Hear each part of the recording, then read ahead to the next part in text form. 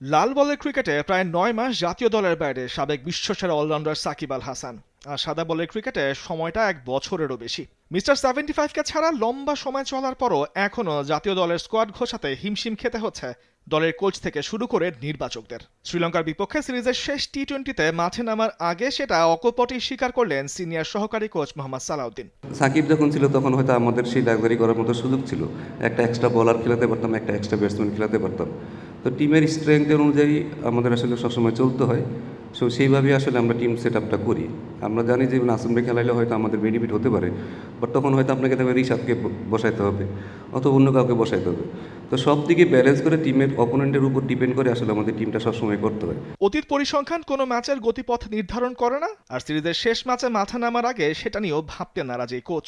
Last ম্যাচটা আমরা যেহেতু ভালোভাবে খেলেছি, ভালো ম্যাচ জিতেছি, আমার মনে হয় সেটা একটা বড় অনুপ্রেরণা। হিস্ট্রিতে কী করছি সেটা আসলে খুব বেশি ম্যাটার করে না।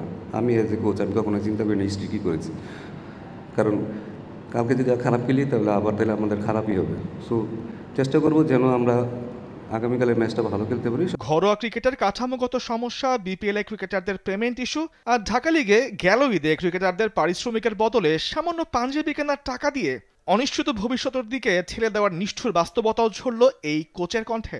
অস্ট্রেলিয়া বলেন মানে ইংল্যান্ড বলেন, তারা জিনিসটাকে অনেক এনজয় করে, ফান করে, এবং তারা যদি ব্যর্থ হয় তাদের জন্য কিন্তু অনেক অপশন থাকে।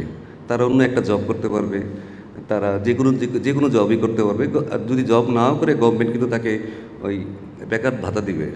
আমার দেশের ক্রিকেটারদের কিন্তু এই অবস্থা না। আমাদের দিকে সেটা একটু এক্সট্রা প্রেশার চলে আসে অটোমেটিক, কারণ টিমে থাকা, টিমের বাইরে চলে যাওয়া, ফ্যামিলি চালানো সব কিছু কিন্তু এই ক্রিকেটের উপরেই হবে। মিমুর রহমান, স্পোর্টস ডেস্ক, দেশ টিভি।